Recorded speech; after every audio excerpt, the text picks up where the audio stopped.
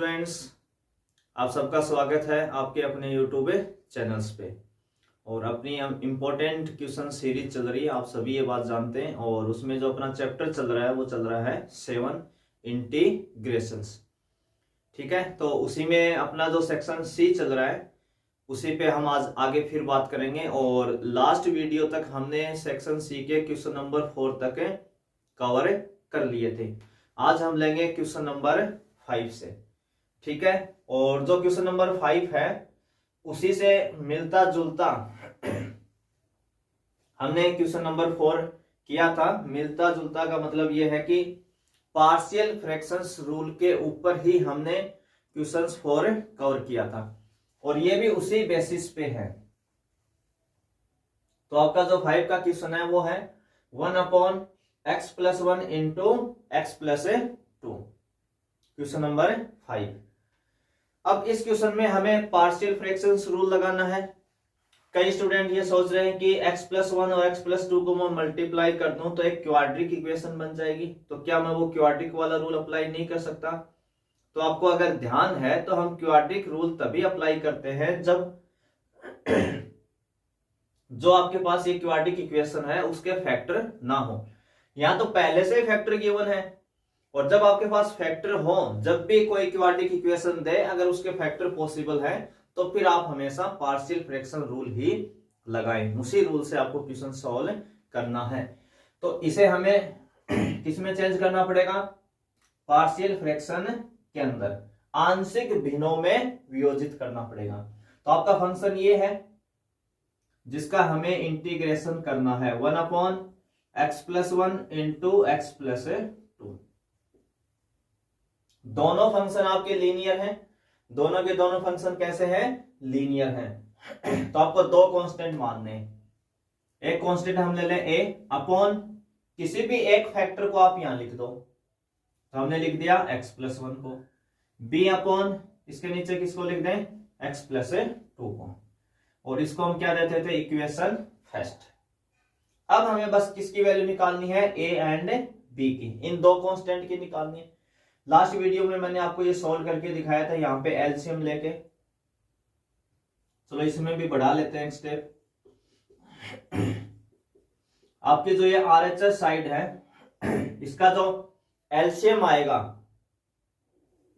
वो क्या आएगा? x+1 इंटू x+2 आएगा। क्या आएगा? x+1 into x+2। ये दोनों एलसीएम आ जाएंगे। और मैंने कहा था अगर आपको कभी भी इसके एलसीएम लेने में डाउट हो, आपको नहीं आ रहा, तो ये जो साइड लिखी हुई है इधर एलएचएस साइड का जो डिनोमिनेटर होता है, जो हर होता है, वही आपका क्या आएगा? एलसीएम आएगा। तो नहीं भी आए तो टेंशन नहीं लेना, इधर वाला मान इधर लिखना आपको बस। ए के नीचे क्या लिखा हुआ है? x+1, तो यहां से x+1 हटा दो तो a के साथ क्रॉस मल्टीप्लाई कौन होगा? a के साथ x+2 हो जाएगा। b के नीचे कौन है? x+2, तो x+2 को हटाओ तो कौन आएगा इंटू में? x+1। ये दोनों क्या हो जाएंगे? कैंसिल। डिनोमिनेटर से डिनोमिनेटर हो जाएगा कैंसिल, आपका कैंसिल हो जाएगा। तो इधर से क्या बचेगा? 1 equal a into x+2 plus b into x+1। इसको क्या दे देंगे आप? Equation second. और यहां पुट करेंगे आप x इजिकल टू, क्या वैल्यू पुट करना बताया था? यहां से मैंने दो रास्ते आपको बताए थे। या तो आप कंपेयरिंग कर लें, क्या कर लें? कंपेयरिंग, तुलना कर लें। और उससे भी जो इजी रास्ता है हमारा वो ये है कि अगर हम इस x+1 बराबर 0 रखें तो x की वैल्यू कितनी आएगी? -1। x+2 बराबर अगर हम 0 रखते हैं तो यहां से x की वैल्यू कितनी आएगी? -2। तो यानी आपको इस इक्वेशंस में एक तो -1 और एक -2 रखवाना है। Put x is equal to -1 -2 in equation second. ठीक है, समीकरण 2 में ये हम रख देंगे। तो किसकी वैल्यू आ जाएंगी हमारे पास? a एंड b की। तो सबसे पहले हम किसको रख रहे हैं? -1 को। तो देखो इधर एलएचएस साइड में केवल 1 लिखा हुआ है, इधर कोई x नहीं है हमारे पास, तो हम तो x की जगह रखेंगे ना -1। तो एलएचएस में कोई x है ही नहीं, तो जिस दिन x ना हो उस दिन जो कांस्टेंट वैल्यू होगी वही आपका यहां जाएगा। 1 का क्या रह जाएगा? 1 इक्वल अब a इंटू यहां x की जगह क्या रखोगे -1, तो ये हो जाएगा -1 + 2। यहां x b में लिखेंगे -1, तो -1 + 1 कितना हो जाएगा 0, तो b तो पूरा ही 0 हो जाएगा, इसलिए हम यहां पे अब b को शो नहीं कर रहे हैं क्योंकि b वाला पार्ट क्या हो जाएगा 0, -1 के ऊपर। अब यहां देखो 2 में से 1 कम हुआ तो कितना बचेगा 1, यानी आपकी a की वैल्यू कितनी आ गई 1 आ गई।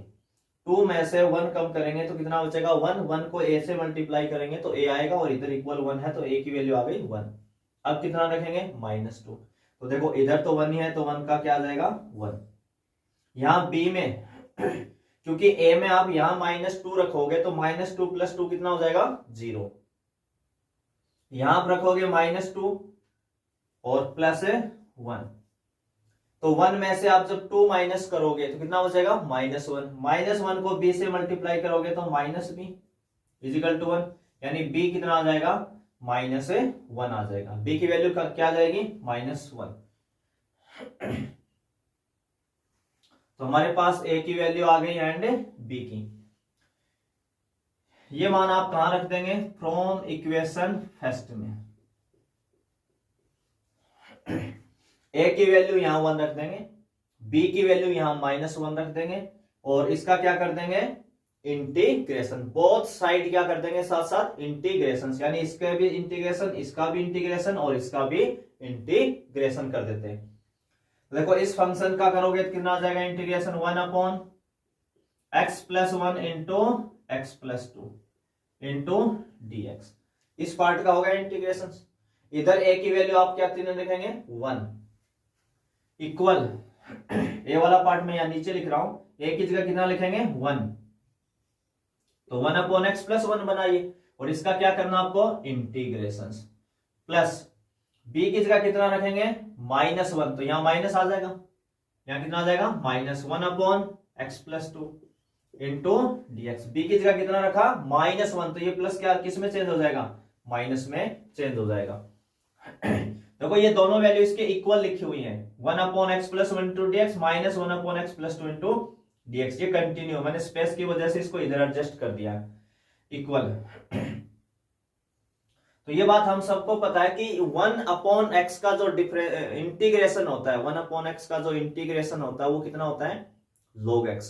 तो 1/x + 1 का इंटीग्रेशन क्या हो जाएगा log x + 1। साथ में कांस्टेंट आए कोई दिक्कत नहीं है, माइनस इसका कितना हो जाएगा log x + 2 और +c। ये इस पे कौन सा फॉर्मूला अप्लाई कर देंगे एक स्टेप अगर आपको और सॉल्यूशन करना है तो log m - log n, log m - log n यानी log m/n। तो x + 1/x + 2 आ जाएगा log m - log n, log m - log n = कितना आ जाएगा log m/n आ जाएगा। तो इस टाइप का हमने क्वेश्चंस लास्ट वीडियो में कर लिया था और ये तो बहुत ही सिंपल क्वेश्चंस है, बोर्ड इतना इजी क्वेश्चंस भी पूछ से सकता है। तो इस क्वेश्चंस में तो कोई दिक्कत होनी नहीं चाहिए, वैसे ही नहीं होनी चाहिए पहले से ही।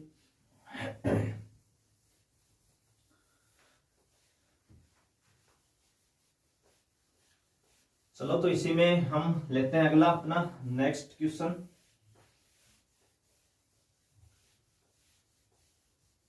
क्वेश्चन नंबर 6 और क्वेश्चन नंबर जो 6 आपका है वो बोर्ड में भी आया हुआ है 2013 के अंदर। लिमिट है 0 से π/2 cos x upon 1 + sin x, 1 + sin x × 2 + sin x।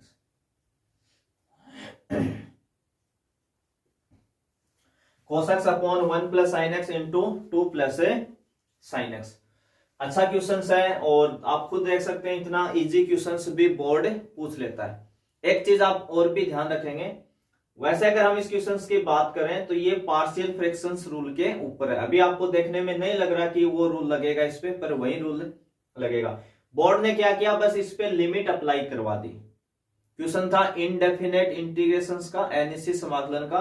Board ने लिमिट लगा के क्या कर दिया, डेफिनेट इंटीग्रेशंस बना दिया। तो मेथड वही होंगे, उसमें कोई चेंज होना ही नहीं है, हमें तो लास्ट में बस लिमिट को अप्लाई करवाना है।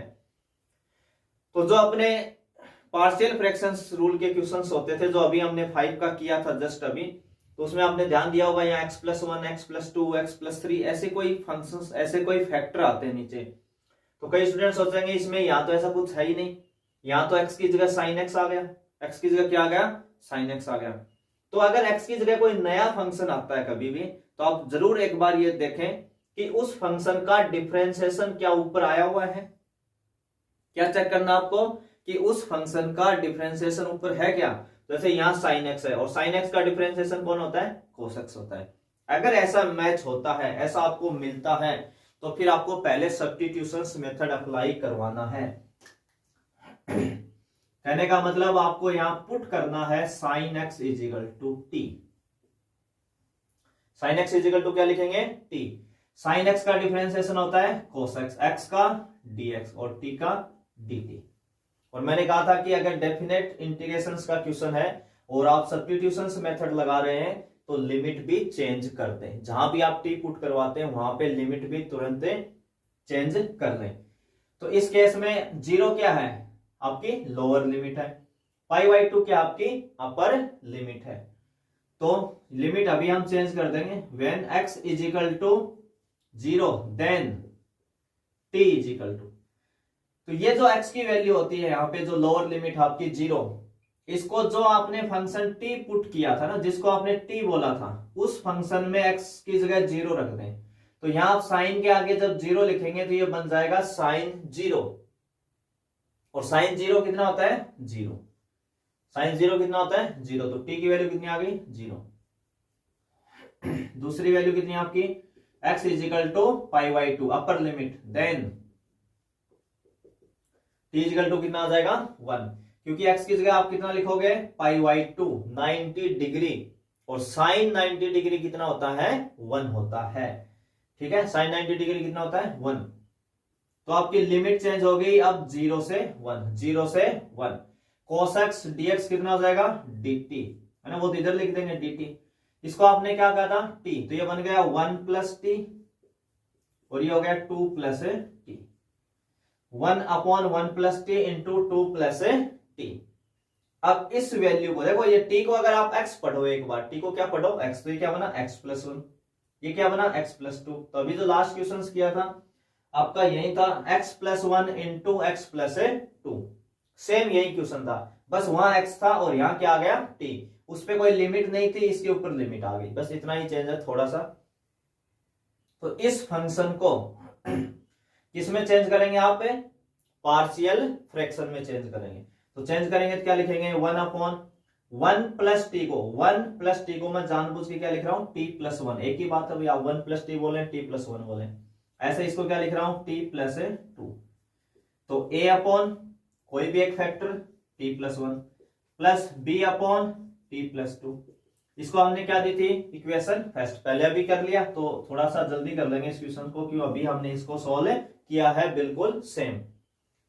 इधर वाले का क्या लेते हैं, एलसीएम। तो एक स्टेप है ना, बढ़ाई देते हैं, जैसा हम पैटर्न एक बार कर रहे हैं उसी के हिसाब से। इनका एलसीएम क्या आ जाएगा, t+1 इंटू t+2। तो a के साथ मल्टीप्लाई कौन होगा, t+2। एलसीएम लेंगे तो a के साथ कौन आ जाएगा, t+2। b के साथ कितना आ जाएगा, t+1। ये चीजें आपको समझ में आती हैं, दोनों क्या हो जाएंगे, कैंसिल। तो इधर से क्या बचा, 1। a के इंटू में आ गया t+2 प्लस b के इंटू में आ गया t+1। इसको हम क्या देते थे, equation second. Put t is equal to -1 -2 in equation second. अब आपको पता है -1 -2 कहां से मिले, t+1 इजिकल टू 0 रखो तो t की वैल्यू -1 आ जाएगी, t+2 इजिकल टू 0 रखो तो t की वैल्यू -2। ये दो वैल्यू आप रखवा दें इसके अंदर।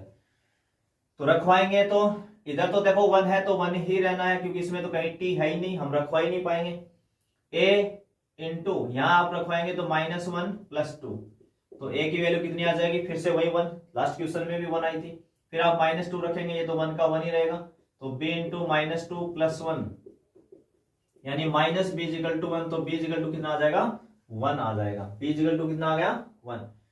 ये दोनों वैल्यू आपको कहां रखवानी है, फ्रॉम इक्वेशन फर्स्ट में। किसमें रखवाएंगे, इक्वेशन फर्स्ट में। यहां a की वैल्यू +1 और यहां b की वैल्यू -1, और इनका क्या कर देंगे, इंटीग्रेशन कर देंगे। और जैसे आप इंटीग्रेशन करेंगे तो साथ साथ लिमिट भी अप्लाई कर देंगे, यानी लिमिट आप लगा देंगे। तो यहां से मैं थोड़ा सा इसको रब कर देता हूं। लिमिट कितनी थी अपनी, 0 से 1 थी।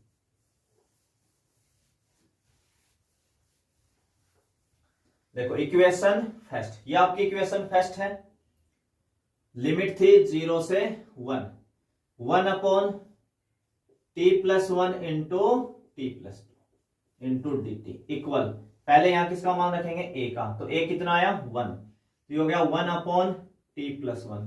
इसका क्या करना है, इंटीग्रेशन। लिमिट कितनी है 0 से 1, तो 0 से 1 लगा देंगे इंटू dt। b कितना है आपके पास -1, सॉरी यहाँ पे कितना आ जाएगा, -1 आ जाएगा ना। b की वैल्यू कितनी आ जाएगी, -1। तो यहाँ b की जगह माइनस रखेंगे तो ये प्लस की जगह साइन क्या हो जाएगा बीच में, एक तो माइनस का। इंटीग्रेशन का साइन 0 से 1 लिमिट लगा दो, और 1/t+2 इंटू dt। देखो b की जगह क्या रखना था, -1, तो ये 1 आ गया, माइनस हमने बाहर कर दिया, तो -1। अब क्वेश्चन जो बचा है बस आपका एक ही स्टेप का बचा है।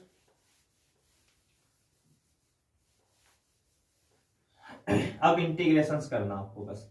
तो हम सबको पता है कि 1/x का इंटीग्रेशन होता है log x, तो 1/x+1 का log x+1, तो 1/t+1 का log t+1। तो इसका कितना हो जाएगा इंटीग्रेशन, log t+1। लिमिट कितनी लग जाएगी इस पे, 0 से 1, माइनस इसका हो जाएगा log t+2, और लिमिट लग जाएगी 0 से 1। अब प्लस सी तो ऐड करना ही नहीं है, क्योंकि क्वेश्चन किसका है, डेफिनेट इंटीग्रेशन का, निश्चित समाकलन का है, तो सी आपको ऐड नहीं कराना होता, ये आप विशेष ध्यान रखेंगे। अब इसमें क्या करते हैं, पहले अपर लिमिट रखते हैं। क्या रखते हैं, अपर लिमिट। तो रखो भी, ये 1 आप इस t की जगह रखवाएंगे, तो 1+1 कितना हो जाएगा 2, तो ये बन जाएगा log 2 माइनस। अब आप लोअर लिमिट रखेंगे, लोअर लिमिट रखेंगे तो ये कितना हो जाएगा, t की जगह 0+1 कितना हो जाएगा 1, यानी log 1 माइनस। यहां t की जगह 1 रखेंगे तो 1+2 कितना हो जाएगा 3, ये हो जाएगा log 3 माइनस 0 रखेंगे तो कितना हो जाएगा log 2। हम सबको पता है log 1 तो कितना होता है 0, तो पहले लिखे आप log 2 माइनस log 1 तो कितना हो गया 0, तो 0 ही लिख दें आप इसको। ब्रैकेट ओपन कर दें तो माइनस का log 3 हो जाएगा, और प्लस का कितना हो जाएगा log 2। इस माइनस की वजह से ये हो जाएगा प्लस, log 2 और log 2 जुड़ के हो गए 2 log 2 माइनस log 3। log की प्रॉपर्टी ये कहती है कि आप जब चाहो इस 2 को इसकी पावर पे ले आओ, 2 को यहां से इसकी पावर पे ले आओ, तो कितना लिख सकते हो, 2 की पावर 2 कितना हो जाएगा 4 minus log 3, log m minus log n, तो log m/n, तो कितना आ जाएगा ये 4/3। तो आपका आंसर कितना आ जाएगा log 4/3। इसमें log 1 यहां क्या हो जाएगा 0। ये आप ध्यान रखें कि log 1 हमेशा कितना होता है 0 होता है। तो क्वेश्चन नंबर 6 आपका था, और बोर्ड में भी आया हुआ क्वेश्चन है। अच्छा क्वेश्चन था आपका, और इजी भी है। बस स्टार्टिंग में आपको क्या ध्यान रखना था कि हमें sin x को क्या पुट करवाना है, t पुट करवाना है। तो इसी में अगला क्वेश्चन नंबर 7, और 7 आपका है 1/x इंटू x की पावर n+1 इंटू dx। अच्छा क्वेश्चन है, और कई बार इस टाइप का बोर्ड क्वेश्चन पूछता भी है, और इसको डील करने के दो रास्ते हैं, इसको सॉल्व करने के हमारे पास दो रास्ते हैं। अगर कोई चाहता है कि मैं इसको पार्शियल फ्रैक्शन वाले रूल से करना चाहता हूं, तब तो आपके बुक में भी इस क्वेश्चन के साथ एक हिंट गिवन है कि आप इसको x की पावर n-1 से मल्टीप्लाई डिवाइड करें, यानी आप इसको किससे करें, x की पावर n-1 से मल्टीप्लाई और डिवाइड करें। ये आपको याद रखना है पहला काम। अगर आप इस रास्ते से इसको सॉल्व करना चाहते हैं तो आपको आगे चल के कौन सा रूल लगाना पड़ेगा, पार्शियल फ्रैक्शन का रूल अप्लाई करना पड़ेगा। और जो मैं दूसरा रास्ता बता रहा हूं उसमें आपको पार्शियल फ्रैक्शन के रूल की जरूरत नहीं पड़ने वाली है, और इस टाइप के जितने भी क्वेश्चंस हैं उन सब पे वो पैटर्न लागू होता है। इजी रास्ता है, आसान बनेगा अपना क्वेश्चंस। तो उसको करते कैसे है ना वो समझो पहले। बाहर तक अपना है, आप क्या करेंगे, हमेशा इस ब्रैकेट के अंदर जो x की मैक्सिमम पावर होगी या जो x का टर्म होगा उसको कॉमन ले लो। जैसे x की पावर कितनी है n, तो आप x की पावर n को क्या लेंगे, कॉमन।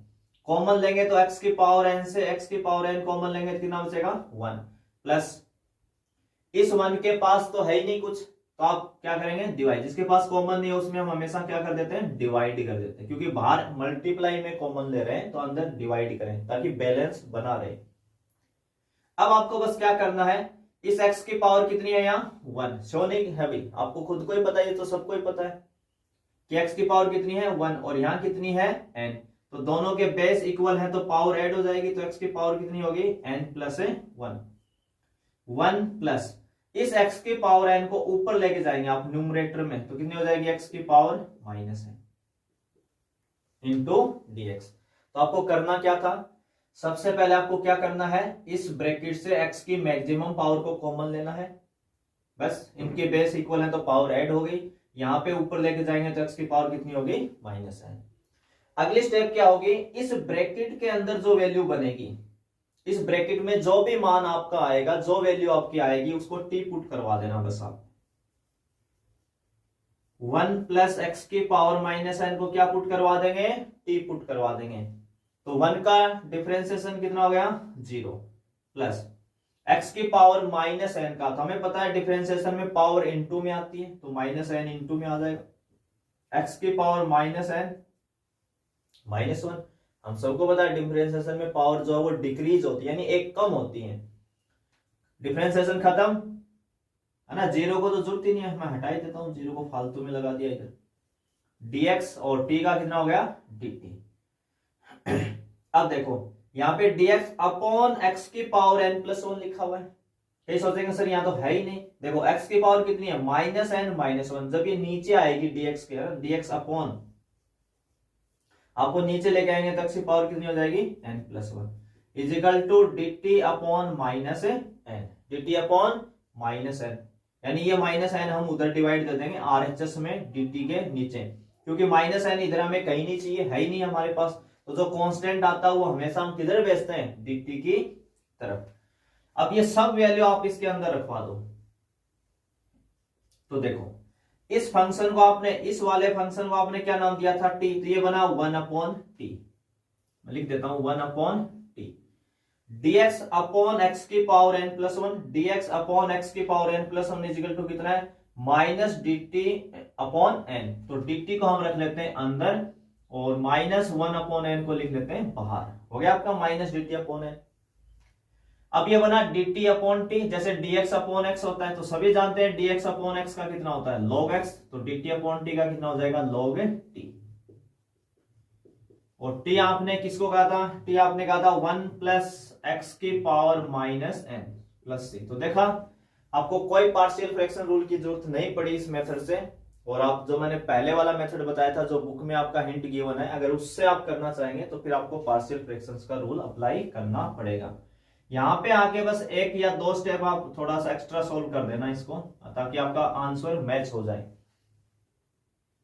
x की पावर माइनस n को हम लिख सकते हैं 1 अपॉन x की पावर n, और इसमें से आप क्या ले लेंगे एलसीएम ले लेंगे x की पावर n, तो x की पावर n को 1 से मल्टीप्लाई करेंगे तो x की power n plus 1 plus c। Log की प्रॉपर्टी से हमें पता है कि इस वैल्यू को हम कभी भी पावर में ला सकते हैं, तो यानी हमें केवल ये माइनस हटाना है, तो अगर नहीं भी हटाते हो तो भी आंसर सही है, कोई गलत नहीं है, पर हमें ये माइनस यहां नहीं रखना है, तो आप क्या लिखेंगे 1 अपॉन n log, इस माइनस 1 को जब आप हटाएंगे तो इसको ले जाएंगे इसकी पावर में। जब किसी भी फंक्शन की पावर माइनस 1 हो तो उस केस में क्या होता है, न्यूमरेटर डिनोमिनेटर में आ जाता है और डिनोमिनेटर न्यूमरेटर में, यानी फंक्शन इंटरचेंज हो जाता है, तो ये x की पावर n ऊपर आ जाएगा और इसको हम लिखेंगे नीचे x की power n plus plus c। तो ये आपका क्या आ जाएगा, इसका आंसर आ जाएगा। तो ये आप जरूर ध्यान रखें, हमने यहां से -1 इधर ले आए हैं, उससे इनको पलट दिया, न्यूमरेटर एंड डिनोमिनेटर को। तो इजी क्वेश्चन है, आप इस रास्ते से आएंगे और इस पैटर्न पे काफी क्वेश्चंस आपके बुक के बनते हैं इस पैटर्न के ऊपर, बस आपको वो क्वेश्चन पहचानने की जरूरत है। इसी में अगला क्वेश्चन नंबर 8, और जो क्वेश्चन नंबर 8 है, जैसा आप देख पा रहे हैं बोर्ड 2014 इस सन में ये आया हुआ है, और अच्छा क्वेश्चन आपका 1/रूट के अंदर लिखा हुआ है sine cube x into sine x plus alpha, x plus alpha into D x. तो बोर्ड में पूछा हुआ क्वेश्चन है और अपनी जगह भी अच्छा क्वेश्चन है और आसान भी है, कोई मुश्किल नहीं है, बस आपको एक स्टार्टिंग स्टेप का ही थोड़ा सा ढंग से ध्यान रखना है। तो देखिए कैसे करेंगे इसको सोल्व। 1/, यहां पहले क्या लिखा हुआ है साइन क्यूब एक्स, तो ये तो हम बिल्कुल सेम लिख रहे हैं साइन क्यूब एक्स। इसके इनटू में कौन है साइन एक्स प्लस अल्फा। अगर आप इसको ऐसे पढ़े sine x plus y, alpha को एक बार वाई पढ़े तो ये साइन एक्स प्लस वाई बना, और साइन एक्स प्लस वाई का फॉर्मूला हम सबको आता है, हम 11th में सीख लेते हैं ट्रिग्नोमेट्रिक चैप्टर के अंदर। तो साइन एक्स प्लस वाई कितना होता है sine x cos y, y की जगह कौन है यहाँ अल्फा, ये ना ये वाई है आपका यहाँ पे, तो साइन एक्स कॉस वाई, तो वाई की जगह कौन है अल्फा, तो ये हो जाएगा alpha sine x cos alpha plus cos x sine alpha into dx. तो सबसे पहला जो आपको काम करना है बस वो यही करना है कि साइन एक्स प्लस अल्फा को ओपन करना है फॉर्मूले से बस, और जब ओपन करें तो ब्रैकेट का यूज जरूर कर लें। किसका यूज कर लें ब्रैकेट का, क्योंकि इस फंक्शन की जो वैल्यू बनेगी वो इसके मल्टीप्लाई में है। अगर आपने ब्रैकेट नहीं लगाया तो केवल साइन क्यूब एक्स इस वैल्यू से फर्स्ट वैल्यू से मल्टीप्लाई होगा, सेकंड से नहीं होगा। बस ये आपको थोड़ा सा क्या रखना है यहाँ पे ध्यान रखना है। अब अगली स्टेप क्या होती है आपकी, इसमें आपको कैसे भी करके यहां अंदर से हम एक साइन एक्स कॉमन लेंगे, एक साइन एक्स क्या लेंगे कॉमन लेंगे। देखो साइन एक्स को कॉमन लेने के पीछे का लॉजिक क्या है, बाहर साइन की पावर कितनी है 3, अब जब तक साइन की पावर 3 है तब तक ये रूट से बाहर नहीं आ सकता। इसको अगर एक पावर और मिल जाए यानी एक साइन एक्स और मिल जाए तो साइन की पावर कितनी हो जाएगी 4, और साइन की पावर 4 होते ही बाहर कितना आ जाएगा साइन स्क्वायर आ जाएगा। ठीक है, तो यहां से इसको एक साइन की जरूरत है तो इसलिए हम अंदर से एक साइन एक्स को क्या ले लेंगे कॉमन ले लेंगे। तो देखो यहां से जब आप इस ब्रैकेट से इस वाले ब्रैकेट से एक साइन एक्स कॉमन लेंगे तो पहले इसकी पावर 3 थी और एक साइन एक्स और मिल जाएगा तो इसकी पावर कितनी हो जाएगी टोटल 4। समझ गए इस बात को, सीधा लिख दिया मैंने इनटू करके। अब अंदर से कितना कॉमन मांगा आपने साइन एक्स, तो इस पार्टी के पास तो साइन एक्स है ही, तो यहां से क्या बचा केवल cos alpha plus cos x into sine alpha. इसके पास तो साइन एक्स है ही नहीं, जिसके पास नहीं होता उसमें आप क्या करते हो डिवाइड करते हो, क्योंकि हम इनटू में कॉमन ले रहे हैं। तो ये यहां कितना आ जाएगा cos x into sine alpha upon sine x into dx। अब हम सबको पता है, तो ये स्टेप उधर ही लिख लेते हैं, यहां पे लिख देते हैं 1/, ये जो साइन की पावर 4 है अब ये रूट से बाहर कितना आ जाएगा साइन स्क्वायर आ जाएगा। कितना आ जाएगा साइन स्क्वायर इनटू रूट में कोस अल्फा, तो पहले कोस अल्फा लिख लें प्लस यहां पे cos x upon sine x, क्या है cos x upon sine x. तो cos x upon sine x कितना होता है कोट एक्स, सबको पता है कोट एक्स होता है, और इनटू में क्या था साइन अल्फा, तो इनटू में आ जाएगा साइन अल्फा इनटू कितना आपका डीएक्स। इस साइन स्क्वायर एक्स को ऊपर लेके चलेंगे न्यूमरेटर में, तो 1 अपॉन साइन स्क्वायर कितना होता है cosec square x into dx आपका चल ही रहा है अपॉन रूट में कितना लिखा हुआ है, cos alpha plus cot x into sine alpha. ठीक है। और मैं ये बात स्टूडेंट्स को बताता रहता हूं कि जब भी आपको नीचे देखो cos अल्फा और साइन अल्फा तो कांस्टेंट है, cos अल्फा और साइन अल्फा दोनों ही क्या है, कांस्टेंट। तो आपका डिपेंड आपको किस पे नजर रखनी चाहिए, cot x के ऊपर। तो cot x जहां मिले क्वेश्चन में तो ऊपर आपको cos x स्क्वायर ढूंढना चाहिए, अगर नीचे कभी tan x आता है तो ऊपर sec स्क्वायर ढूंढना चाहिए।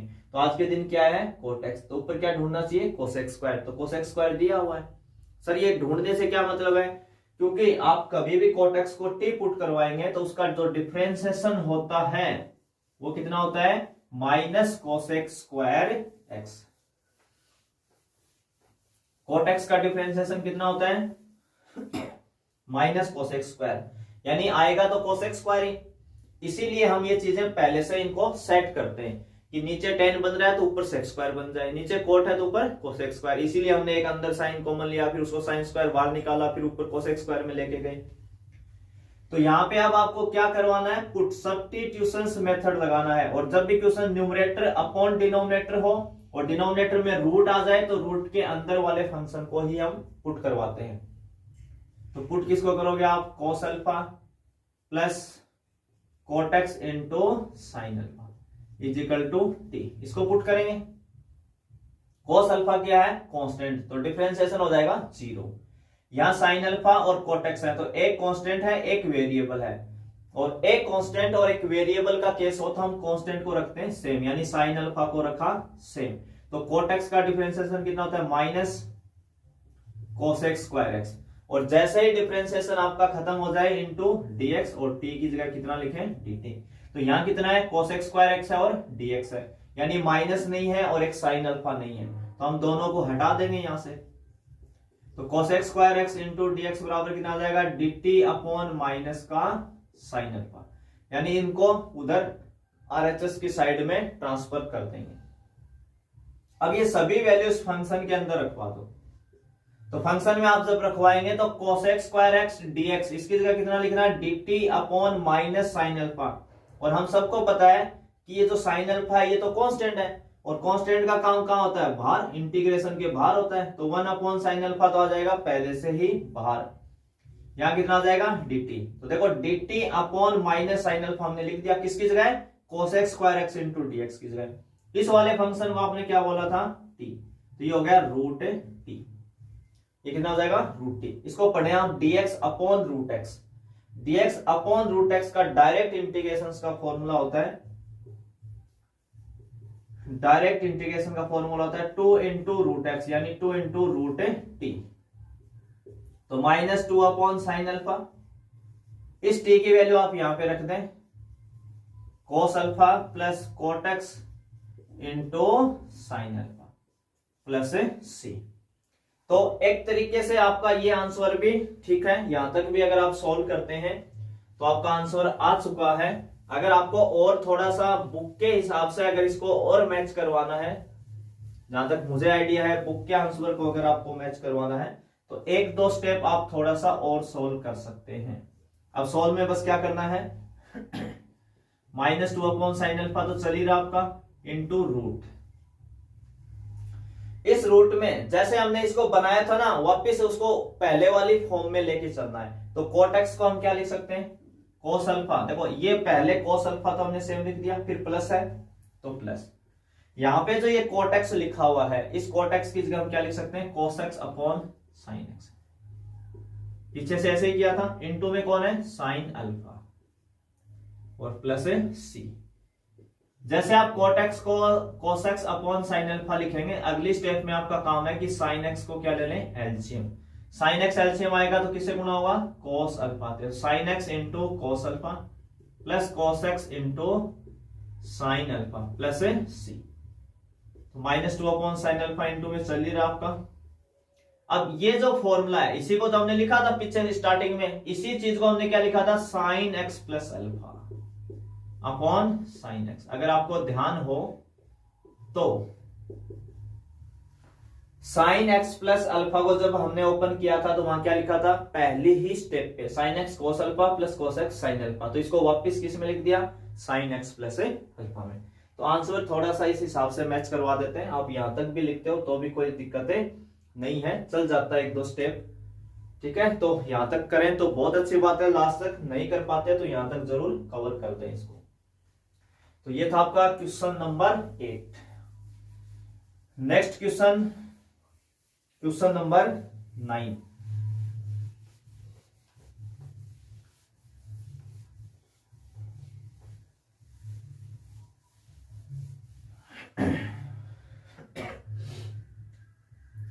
और क्वेश्चन नंबर जो 9 है इसको भी आप देख सकते हैं, ये भी बोर्ड में 2015 में पूछा हुआ है। तो बोर्ड के काफी क्वेश्चंस हमने 2 से 3 क्वेश्चंस आज लिए हैं, बोर्ड के आ चुके हैं अपने 3 क्वेश्चंस। क्वेश्चन आपका है x tan inverse x into tan inverse x dx। ठीक है, ये क्वेश्चन नंबर आपका है 9, बोर्ड 2015 में आया हुआ है। इस क्वेश्चंस को देखते ही आपको एक तो आइडिया होना चाहिए कि दो फंक्शन किस में है, मल्टीप्लाई में है। दो फंक्शन किस में आ रहे हैं, मल्टीप्लाई में आ रहे हैं। और एक मैं सब्स्टिट्यूशन मेथड वाले एक्सरसाइज जब करते हैं तो उसमें ये बात कहता हूं कि अगर पूरे क्वेश्चन में कहीं भी tan इनवर्स यानी इनवर्स फंक्शन आ जाए, इनवर्स ट्रिग्नोमेट्रिक फंक्शन आ जाए तो उसको आप टी पुटे करवा दें। तो यहाँ पे भी हम इसको टी पुट करके भी करवा सकते हैं और फर्स्ट सेकंड का रूल अप्लाई करके भी कर सकते हैं। तो यहाँ पे हम फर्स्ट सेकंड रूल ही अप्लाई कर रहे हैं आई लेट के अकॉर्डिंग। तो आई लेट वाले रूल में यानी इंटीग्रेशन बाय पार्ट, खंड से समाकलन 7.6 जो आपकी एक्सरसाइज है उसमें हम आई लेट के अकॉर्डिंग फर्स्ट और सेकंड फंक्शन का क्या करते हैं, सिलेक्शन करते हैं। और मैंने ये भी कहा था कि इनवर्स फंक्शन हमेशा फर्स्ट होता है, क्योंकि आई लेट में देखिए आप आई सबसे पहले आता है और उस आई का मीनिंग क्या होता है, इनवर्स ट्रिग्नोमेट्रिक फंक्शन। तो इनवर्स हमेशा क्या है, फर्स्ट। यहां पे एक्स क्या हो जाएगा, सेकंड। दूसरा, फर्स्ट फंक्शन के पीछे फर्स्ट फंक्शन किसको बोला जाता है, ऐसा फंक्शन जिसका हम इंटीग्रेशन नहीं जानते हैं उस फंक्शन को क्या बोला जाता है, फर्स्ट फंक्शन बोला जाता है। तो tan इनवर्स x का हमारे पास कोई डायरेक्ट फॉर्मूला नहीं होता इंटीग्रेशन का, इसीलिए हम tan इनवर्स x को क्या बोलते हैं, फर्स्ट फंक्शन बोलते हैं। रूल क्या कहता है, रूल कैसे अप्लाई होता है कि फर्स्ट जो है उसको सेम एज इट इज, जैसा है वैसा का वैसा लिखो। तो चलो tan इनवर्स x को लिख दिया वैसा का वैसा। अब जो आपने सेकंड फंक्शन बोला है उसका करो इंटीग्रेशन। तो x सेकंड फंक्शन कौन है, x, और x का इंटीग्रेशन होता है x² 2। इंटीग्रेशन में हम एक पावर को और बढ़ा देते हैं, तो इसकी पावर 1 थी तो 2 हो जाएगी, माइनस और इंटीग्रेशन का साइन। अब क्या करते हैं, फर्स्ट का करो डिफरेंशिएशन। तो tan इनवर्स x का डिफरेंशिएशन सबको पता है 1/1 प्लस x², आपका फॉर्मूला ये 1/1 प्लस x²। ये क्या है, tan इनवर्स x का डिफरेंशिएशन माने अवकलन।